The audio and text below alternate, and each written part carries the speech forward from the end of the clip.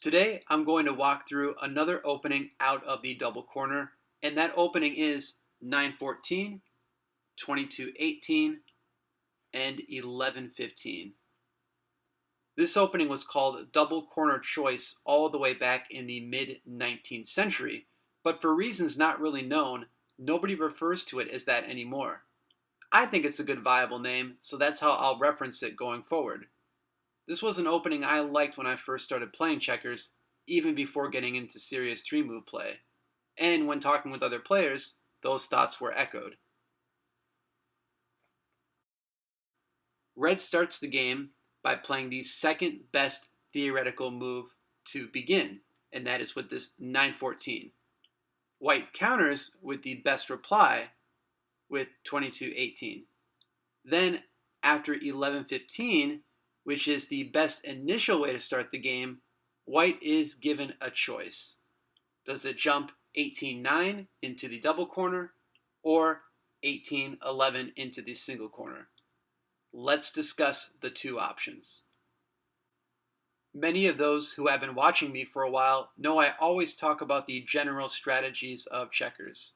Develop out of the single corner, capture center control of the board, and attack your opponent's double corner. So if we talk on a theoretical basis, then the double corner capture would be best. However, checkers is a game of exceptions, and most leading texts, if not all of them, actually label the single corner capture to be best. Well, why is that? Red is actually more limited in its defenses out of the single corner. It can no longer play any natural moves like this 4-8 next because of the triple jump. This 3-8 also is very weak. So it must consolidate its core of the board and ultimately move its apex piece early and losing some tempo. So for that reason, professionals will agree that the single corner jump is best. And theoretically, they are probably right. But for me, I am a strong advocate and disciple of the double corner capture, and I'll explain why along the way, and that's what I'm going to show in today's video. So let's walk through this 18-9 capture in the double corner choice opening. So once again, we have 9-14, 22-18, 11-15 is the opening, and then the 18-9 capture. After this sequence of moves, it's best for White to just develop out of the single corner. And now Red can play 8-11 next, but actually the double exchange, capturing both of these key center squares, is the best defense for Red. So after the jumping sequence,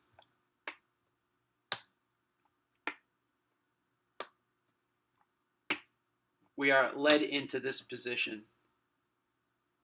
One of the reasons I really like this capture is because this can transposition into a couple other openings. I'm going to back this up and actually set up the board from the start so you can see what I'm talking about. If the opening is 9-14, 22-18, and 11-16, White captures. And now after 25-22, Red goes 16-19. We have the double exchanges.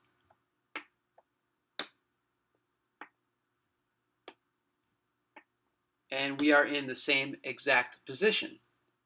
I'm going to show one other opening. That opening is 11-16, 22-18, 16-19,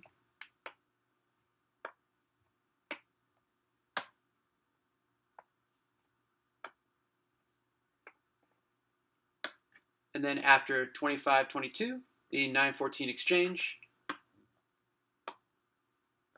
And here we are in the same exact position. I talked about previously in a video about how transpositions are really a secret in checkers, and understanding them can get you into familiar lines so you feel more confident, comfortable, and ready to play against your opponent. Okay, back at the aforementioned position. So here, it's best for white to start pressing the piece on 14, and it does that by playing 22-17. Now certainly moving the apex piece here is sound with 7-10, but it's actually best to leave that piece where it is for now and start to develop 6-10 out of the double corner. White continues the press by going 27-24. This 10-15 is probably sound, but it is weaker than the correct 2-6 move backing up the piece. So white captures here first. Red captures back. And now we have the 17-10 capture. And instead of the 6-15 jump, which is very weak because white then can press directly into the double corner, it's best for red to get back onto this center square piece by jumping 7-14 and not allowing any 21-17 development. Now both sides are just going to start developing out of their single corner, with white going 29-25, red going 8-11, 25-22, and now 4-8. After this move, it's best for white to start to develop 31-27, looking to ultimately create a column here to further attack red's single corner. Red is going to wait with 8-12, and now white can begin with its attack by exchanging 26-23 first.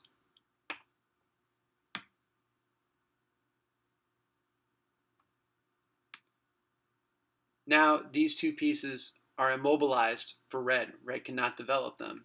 So in this position, the best way for red to further defend is by developing 3-7. White is just going to wait, and then following up with 7-10. Now its single corner is a little bit more shored up here. White is going to wait, again with 24-20. And now we have a little bit of a cat and mouse. Red can develop 6-9. White mirrors that with 27-24. 1-5. Again, 32-28, the mirror. 9-13. Now, white has a couple different options here. If it plays this 22-18, red can then shore up with 5-9, and then after 23-19, we have the 2-for-2 exchange, and it's an even game. But if white wants to get fancy, it can actually play into Cohen's coup and play 24-19 instead. After 11-15, 28-24, 5-9,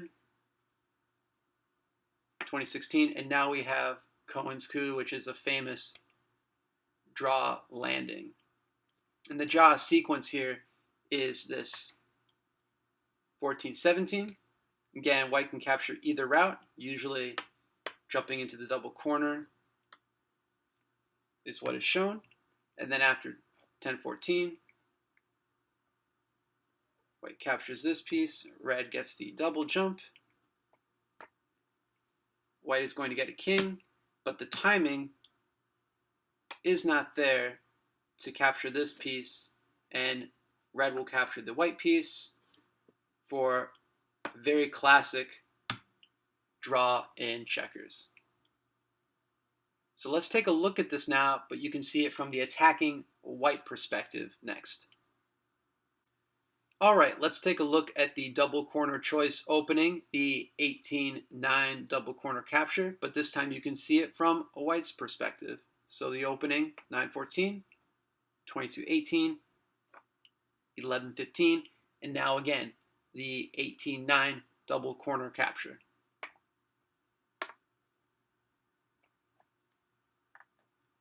After 25-22, again, it's best for red to attack this center square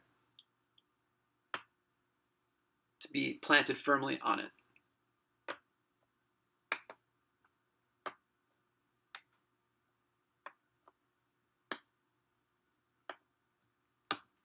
And now red has two of these center squares. White is going to attack the piece on 14 first by going 22-17. Best defense for red is this 6-10. And then continuing the attack with 27-24. Shoring up with 2-6 is best.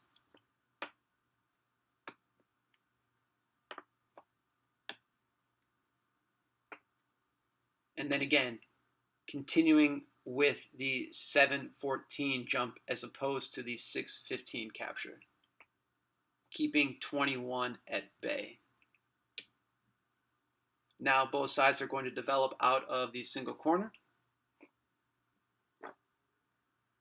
And now white begins an attack with 31-27.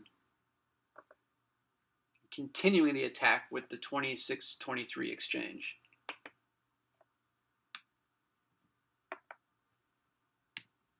Red is going to shore up its defenses by going 3-7. White continues the attack.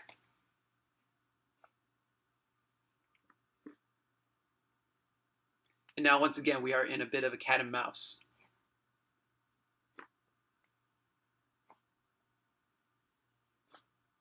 Identical moves from both sides.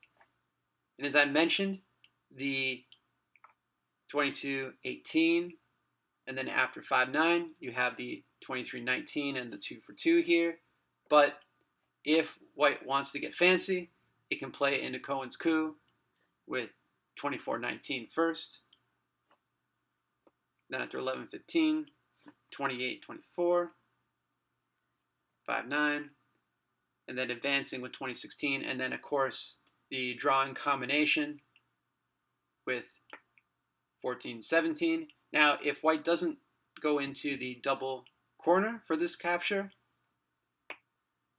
if it goes this route instead, red can just play 9-14 next.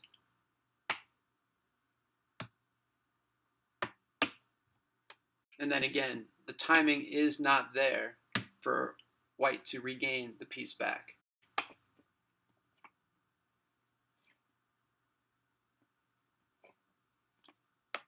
For a classic checkers draw.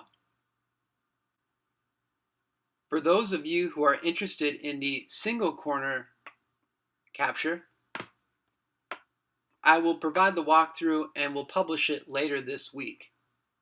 I hope you have seen the strength though of the double corner capture in this video, and I'd be curious to know your thoughts on the move. Thanks, as always, for watching.